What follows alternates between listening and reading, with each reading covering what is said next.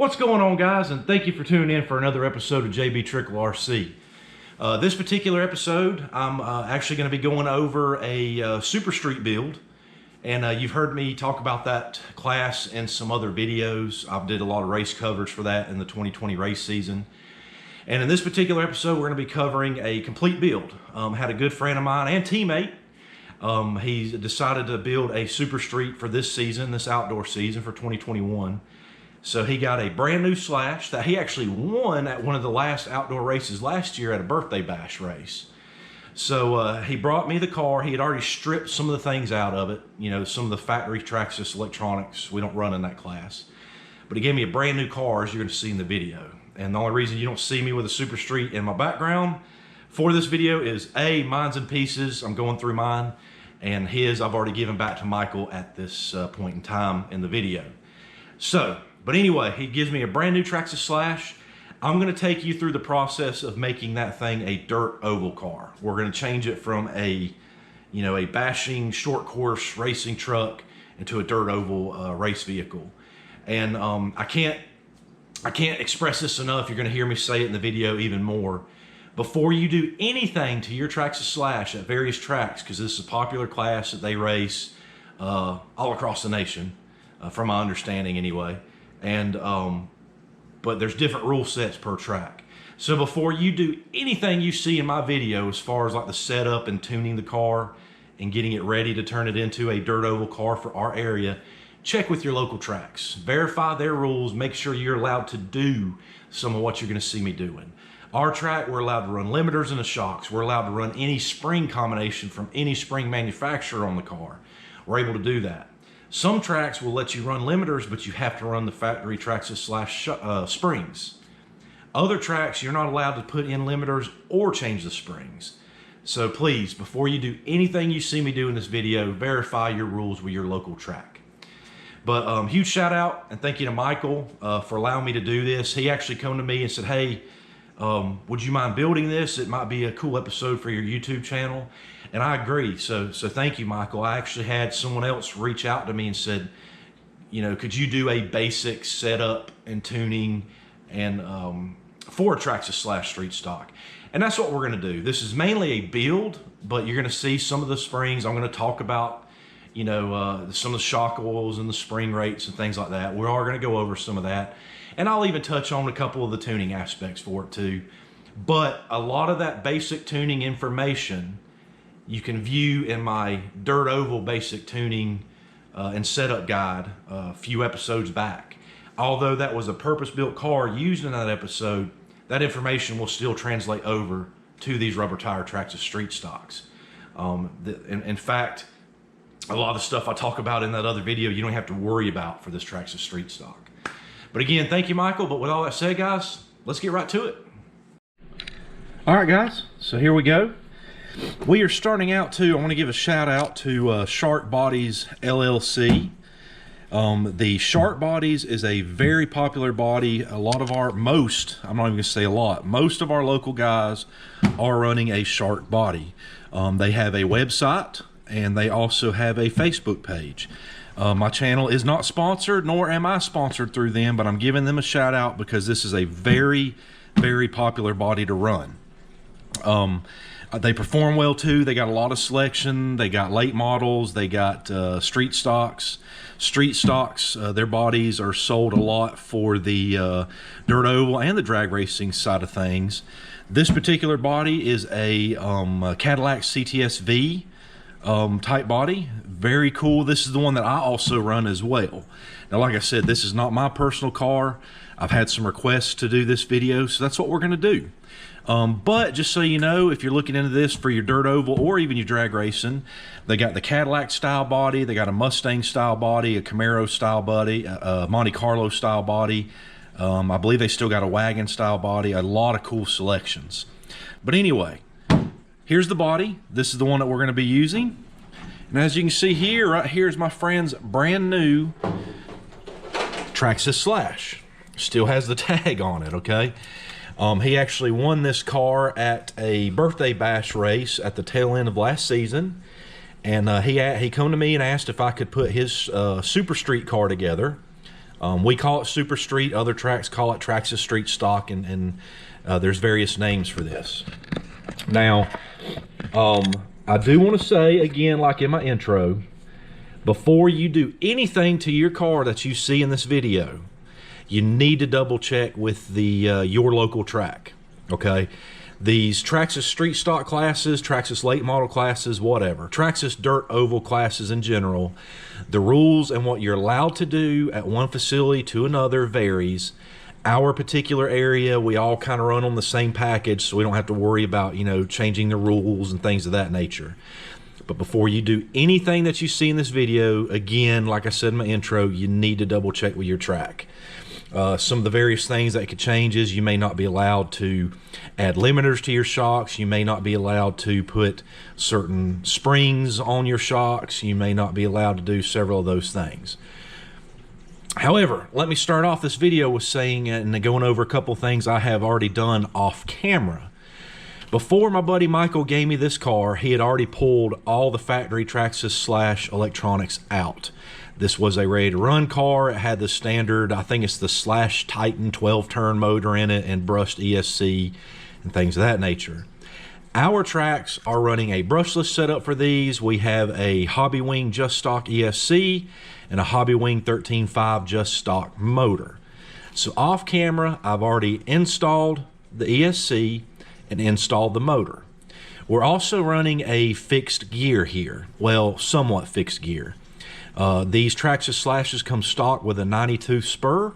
We are running a 86 spur, and you're allowed 3 different pinions. That's it. Those are the only gearing changes that you can do. I can't remember the pinions we're allowed right off the top of my head right now while I'm filming this, so I'll throw this up there if you're looking to race in our area. Now, again, I did that off camera already. Michael already had a used ESC and motor out of another car, so I've already put that in. I had to resolder the wires. The wires were cut real short, so I soldered him some brand new motor wires. So again, I've got the motor and the ESC already installed. I've got his receiver in the car, and what I did is after I soldered it up, just good practice, guys, because the boards on these ESCs can be finicky sometimes, and if you actually go in and fully replace the wires, it's always a good idea just to go in and check to make sure, because you don't want to overheat the board on these things. I've done that one time in the past, overheat the board, ruin the ESC, and they're not going to warrant something like that. So if you see the plugs here, I do not have Michael's radio here. I actually went ahead and bound this to my radio, and just to make sure the ESC worked and everything's good, everything's flawless there. So I want to give you a quick rundown on what we've already done to the car off camera. If you need to see a tutorial on soldering and things of that nature, or if you want to see a tutorial of the HobbyWing ESC setup, comment in the comments below on this video. I'll put up a tutorial setting up a HobbyWing Justock ESC. We run these a lot in various classes around here because they're affordable, and you actually get a lot of quality for the money out of these things. I mean, whenever you're looking at spending around $50-something for ESC, and there's some out there that's, you know, $200, $300, $400, you do get a lot of money. You do get a lot of bang for your buck out of these things. So a lot of our classes locally run this style ESC. Motors are different stories. Some of them are HobbyWing, some of them are others. Currently, Michael still has the, I believe this is the stock Traxxas servo in there. Our particular track does allow a $50 maximum upgraded servo. So if that servo goes out, you don't have to replace it with a Traxxas one. You can put a Savox, you can put a Futaba, you can put a High-Tech. You can put whatever in there as long as it does not exceed $50. So that's the particular rules that we have set for this class. Now, to tell you a little bit about what we're going to do for this car. And again, before I go into this detail, check your local tracks before you do anything you see in this video. Rules vary. Now, for this particular class, the Super Street, you're going to see this is a factory Traxxas Slash. This is a high center gravity chassis. This is not the low center gravity chassis. The Super Street or Traxxas Street Stock class that we run locally does not allow the low center gravity chassis. This class is this chassis platform is popular and ran in our breakout classes, and it's very popular and ran in our Super Street classes, and they kept it out of a box stock type situation to help the racers save some money and a good entry-level class. Although the Super Street class I shouldn't call entry-level. It is a highly competitive race class, but for breakout class and so on. We do have a newer 10.5 late model class that does run the LCG chassis.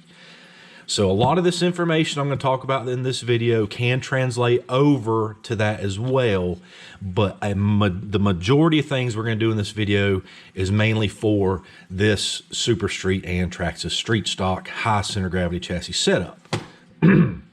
So, give you a rundown of some of the things we're going to do.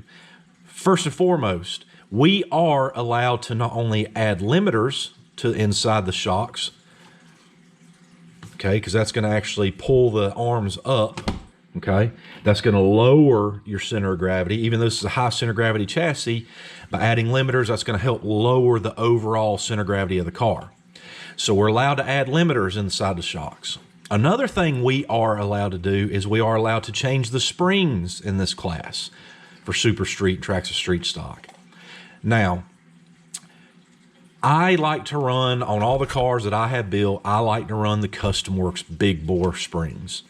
There's several other manufacturers out there. You can use them as well, but I like to use the Custom Works big bore springs. And if you are also too, if you're running out of track, they do not allow you to run limiters.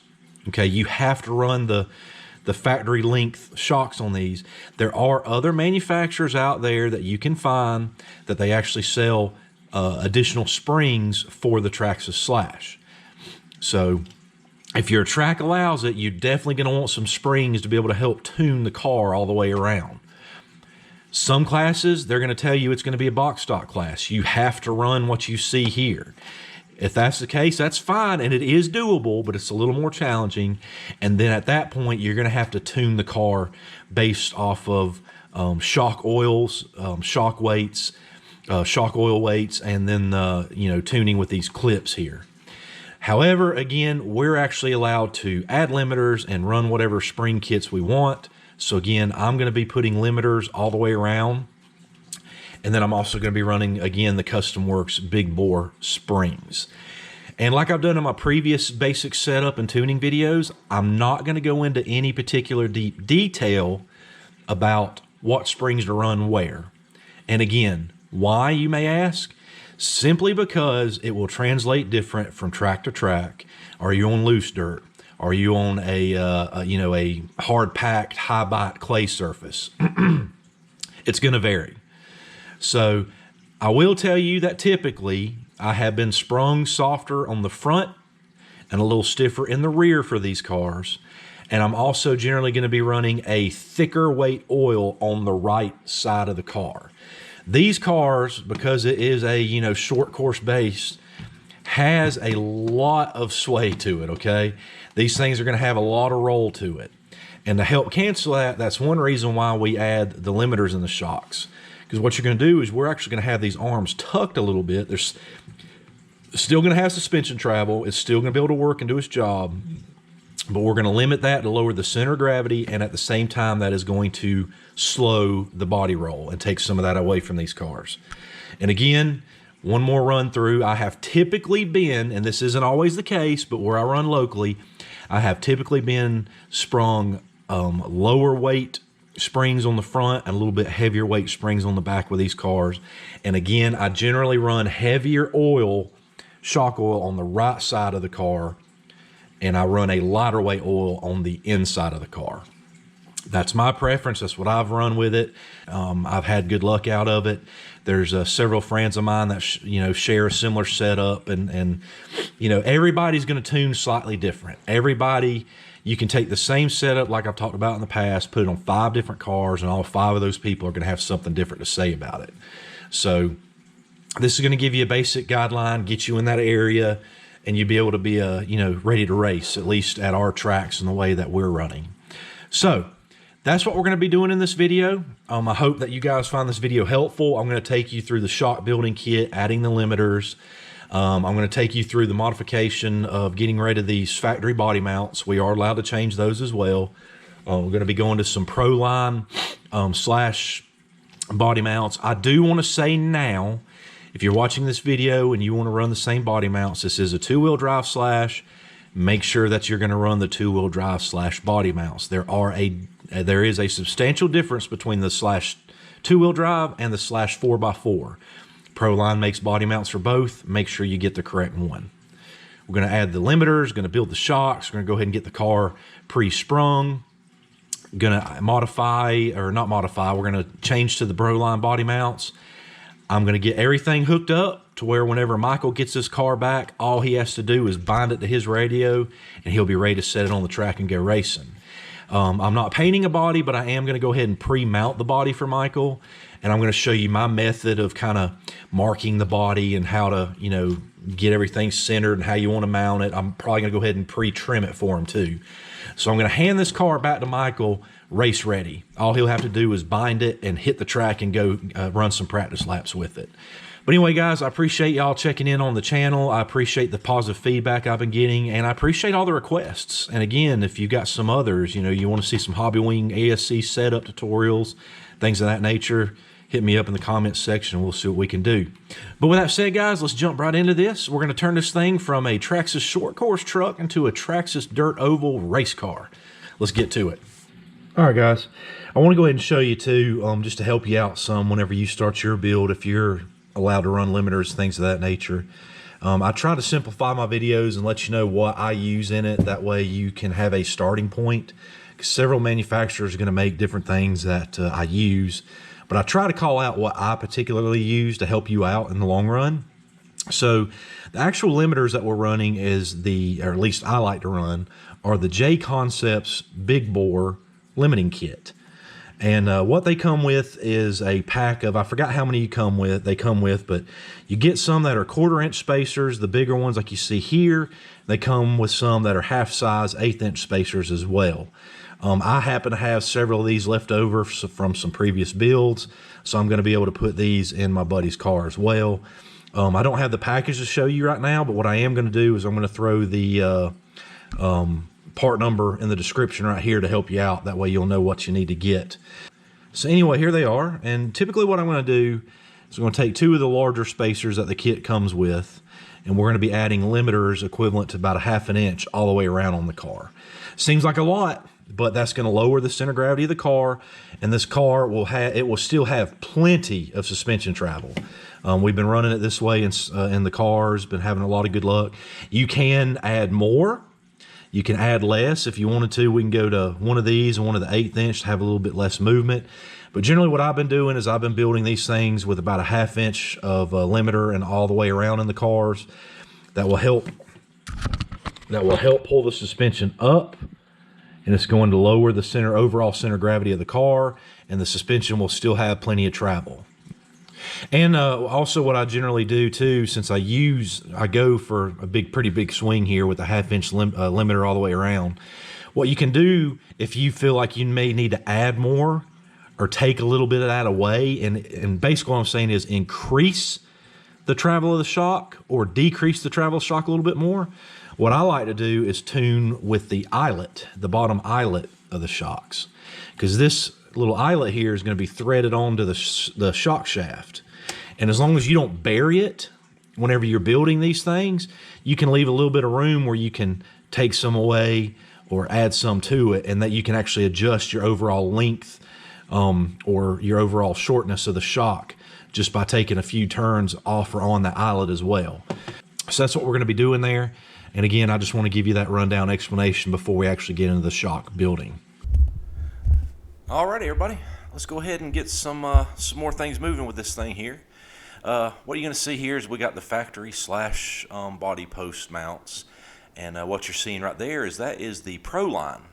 And I do want to specify, I like these a lot. Most of us run these as an option, a lot more adjustability than the stock Traxxas mounts. As you can see, they have that little square shape, and the body post you can adjust up or down with a set screw. Huge benefit over the stock ones. I'm going to speed up the footage here and get the factory ones off. Again, it gives you a lot more adjustability, and you're going to need that, especially around these street stock bodies, because a lot of times the rear posts are going to end up in the back glass or the roof, and the stock ones are not going to reach that. You're very limited with that. So here we got the new ones on, the Prolines on. And we don't have the post in yet, but we've got them mounted in the proper position. It's a real straightforward install. Don't have to worry about it. But these, you know, we're not going to need them anymore. So we're going to put them where they belong. If you're running these things as a SCT truck, they should be fine, but regardless. But now we're going to go ahead and get ready to actually do the shocks and get the limiters in. And again, we're going to be doing a 1/2 inch limiter all the way around. Both of those are the 1/4 inch spacers. And basically what I want to show you is how the front is spaced now. You see how they have a very large downward drop. It's set up to be a short course truck. Whenever we put those limiters in, it's going to really tuck those arms, but you're still going to have plenty of suspension travel. So, but it's a necessary thing with these type of RC cars. In the dirt oval world, they have a lot of natural roll, body roll, high center gravity roll. So that's what we're doing. We're going to limit that. So now that we got all the shocks off, we're going to get ready to go through all that. I just want you to kind of see everything you need to get the job done. Obviously, we need the limiters. You need to take all 4 of your shocks off. You need to get your shock weight oils of your choice. And I just threw a bunch of shock oils out there to show you. I am going to use some of those. And again, as far as your weights, I don't want to get too specific because it's going to vary from track to track. What kind of track service are you racing on? You know, what's the track normally like? Is it high bite? Is it going to be normally, you know, a little more wet? Is it going to be loose? Is it going to be tight packed clay? But I will tell you, generally, I have been running a lot heavier on that right side than on the inside. So the right front, right rear, I have been running heavier than the left front and left rear. Okay, so I'm just throwing that out there for you, and I'll even go so far to say that I've actually been running heavier on my right front than even my right rear. However, my right rear will still remain a higher shockweight oil than the left side. It benefits the cars where we race. We race on a tight, you know, hard packed clay, so that really benefits this. So, another thing I highly recommend is mark your shocks. Last thing you want to do is if you're putting different weight shock oils in your shock bodies is to go and mount it later and then go, oh crap, which one did I put it in? Which one did I put it in the wrong location? And bad news for you, you're probably not going to tell unless you're running super heavy and super light the difference. You're going to have to open it up and look at the shock weight oil color, which I can do with LLC, or you're going to have to dump it out and start over. So I recommend marking all your shocks. Write down right front, right rear, left rear. That way you always know where the shocks are going. So we're going to go ahead and break this one down. You can see the factory, and again, this is brand new. Yeah, my nasty shock oil cup. That cup is designated in my little RC work area. That is my shock rebuilding cup. So had to throw up that little sick emoji there because it is nasty, but that's what that cup serves its purpose for. That's all it does anymore. So we're going to empty out the stock shock oil, which was clear, and just going to work it up and down, get all that off, and then I'm going to clamp down on the shock shaft, and we're going to take that eyelet off the end. Okay, so now at this point, you're going to be able to slide that shock shaft and the piston out of the shock and just pull it through. So now you can see the piston and you got the shock body, 2 separate pieces in your hand ready to go. So at this point now we're going to take those 2 1/4 inch shock limiters for an overall 1/2 inch of limiter, and you can see that's drastic. That is very drastic. And you can go, you know, the shock kit I told you about, it does come with some smaller ones. So you can play with that, but this is what I run. This is what several of us run at our track, and it helps to benefit us. So with that said, we're going to go ahead and put the little eyelet back on the bottom. And with that eyelet too, like I mentioned earlier in the video, you can actually get a little bit more adjustment with that as well. So you can back it down or run it in, lock it up. So you can actually lengthen or shorten your shock by a little bit even more just by adjusting your eyelet. And another thing I like to recommend to do is always measure your shocks. You should have a setup note for every one of your RC race cars that you race with, a setup sheet, with notes, and you want to record information like that. What's your shock length now? Mark that, measure that, mark it down, and put it in your book. I cannot express that enough, having proper notes and a proper setup book where you mark down all your measurements on your car, how your car reacts on race day, and things of that nature. I cannot express enough how important that is to make you a better racer in the long run. Just starting out, you're not going to know certain things. That's fine. But start taking those notes early on. Anything is critical. Any kind of length change in your shock, things of that nature. That's critical information. You need to have that recorded. So now that we've got our note written down of our shock length, and and we've already got a right rear that we're getting ready to do next, that's the other right front. So you can actually see the difference between the two, and that is between the limiter in one and a limiter, one without the limiter. So got tongue-tied there. So now with that, with that much done, now we got our measurements and we did the comparison so I could show you the difference. We're going to go ahead and build this one particular shock here. So we're going to go ahead and get that shock oil in. And I want you to notice something here. Because there's a 1/2 inch worth of limiters, watch this. We're going to run that piston up slowly right here. Whoop, and watch this. Slightly pull it down. Boom, there's going to be a big bubble. Bam. Now it's got all that shock oil up underneath that piston, because you got to remember you got a 1/2 inch gap down there now. So you got to work it up slowly and slowly pull it back down so you can get the air removed and the shock oil up under that piston. So now we can go ahead and top off that shock.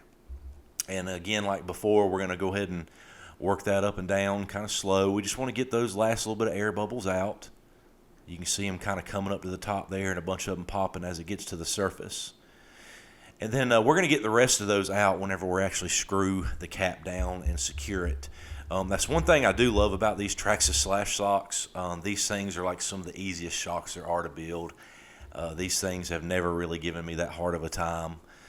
It seems like on some of my purpose-built cars, the shocks sometimes can give me a little bit of a harder time getting them built properly. I really prefer the shock caps that have a bleed screw.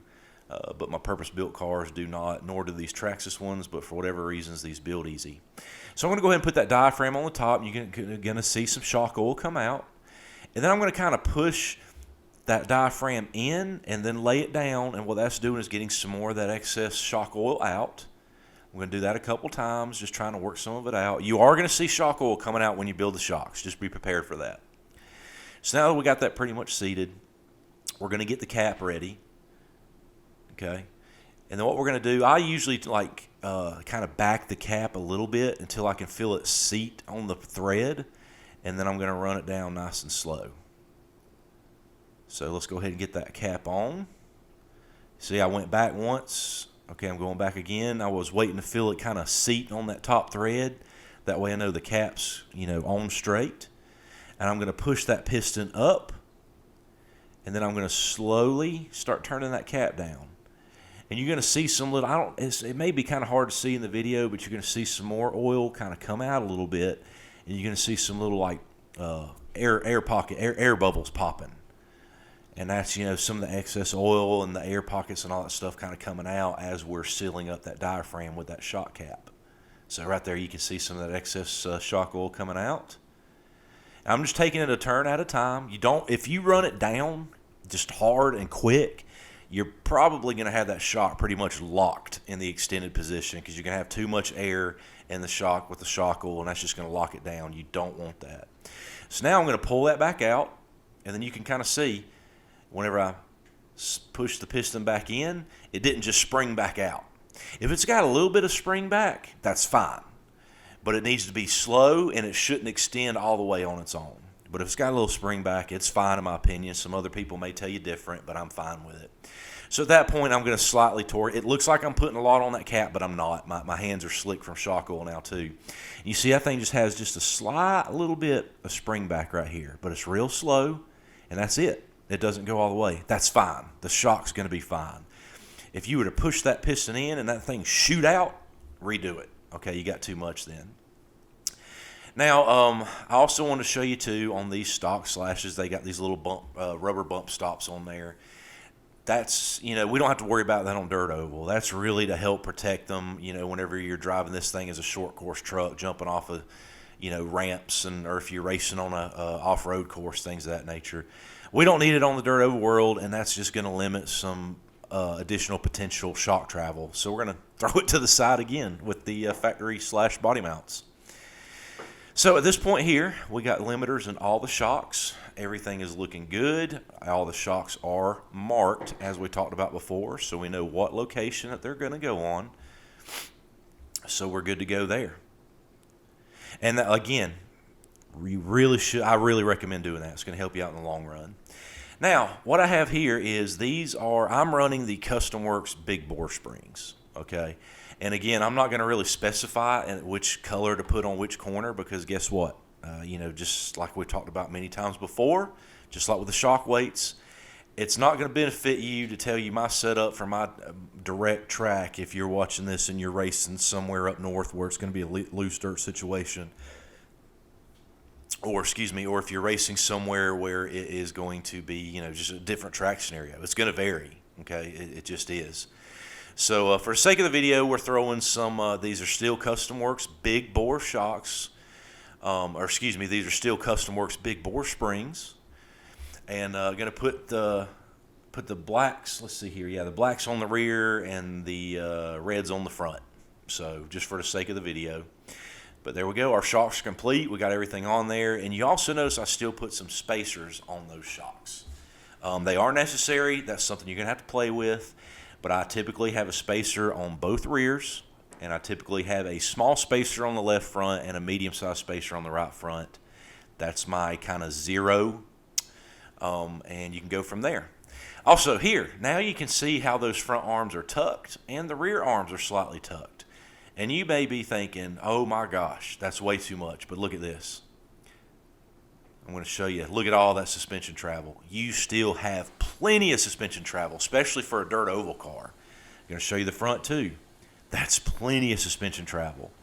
With the arms tucked like that, we lowered the center of gravity of the car, considering this is still a high center of gravity chassis plate. That's going to really help the car in the long run and take away a lot of that roll. And that's why we're allowed to run limiters, and that's why we do what we do with this specific setup. So now what we're going to do is we're going to go ahead and get these Bandito tires on the car. These are some C2s that I've got. Michael has his own tires already. But for the sake of me to be able to, get everything lined up, finished up, and get some camber preset on the car for him and things of that nature, I'm going to put a set of my tires on it. So, like I said, had those C2s laying around, a spare set of mine. I got them on his car.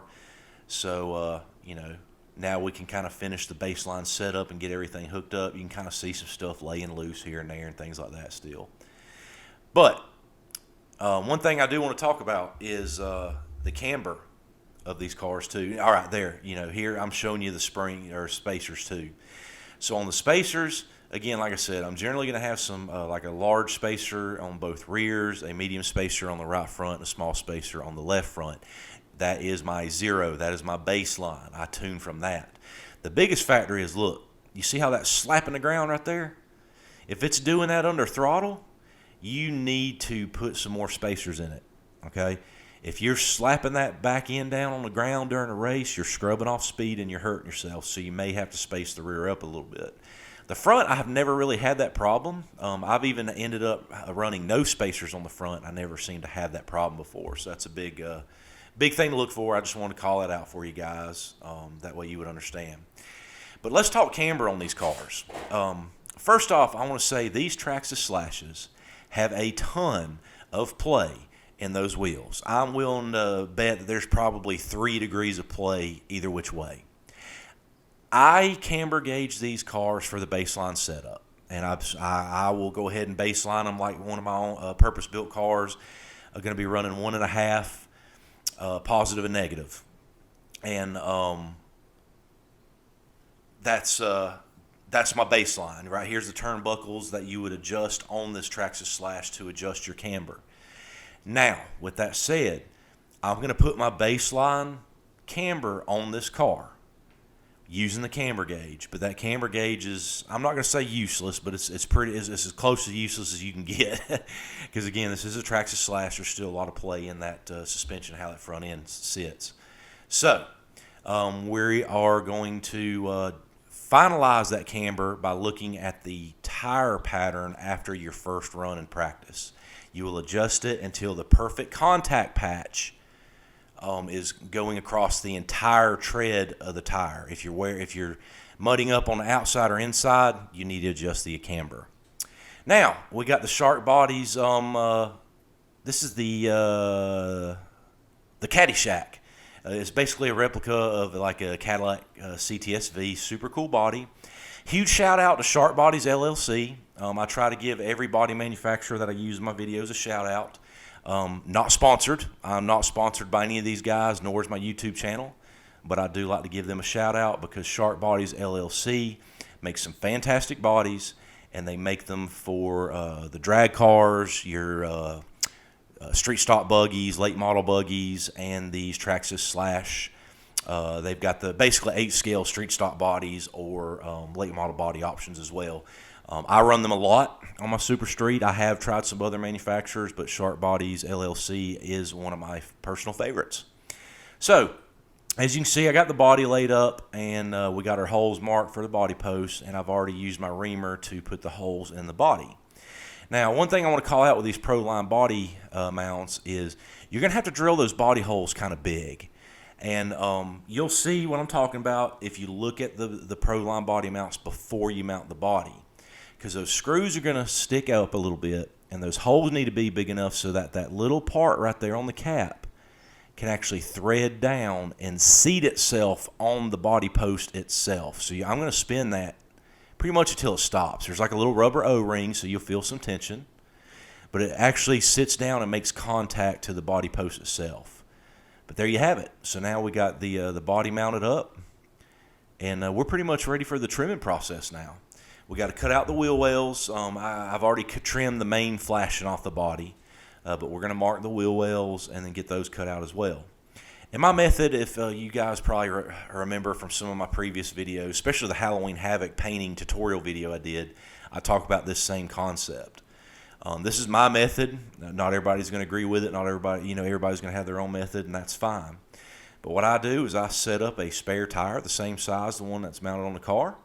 I get it lined up with my fingers with the tire on the inside, and then I'm just going to trace that tire around.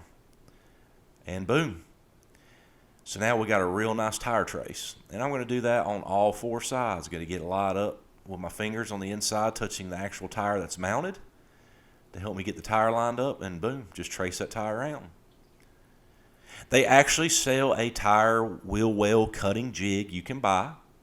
I've never used it, never felt the need to use it myself. I'm used to doing things my way, but you can Google that and find out.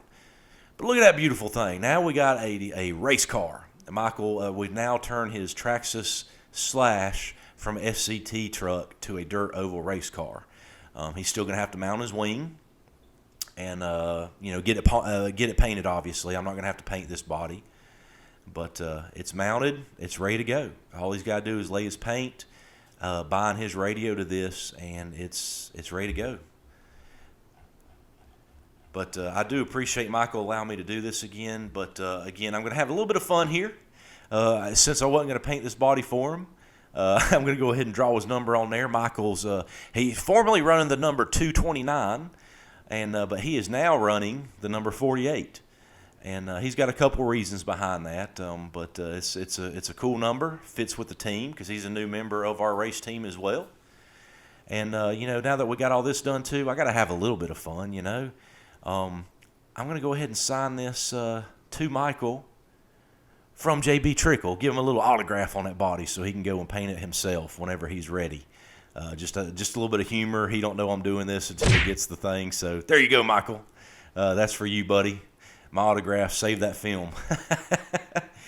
But with that said, Michael's got a street stock, and it's ready to go now.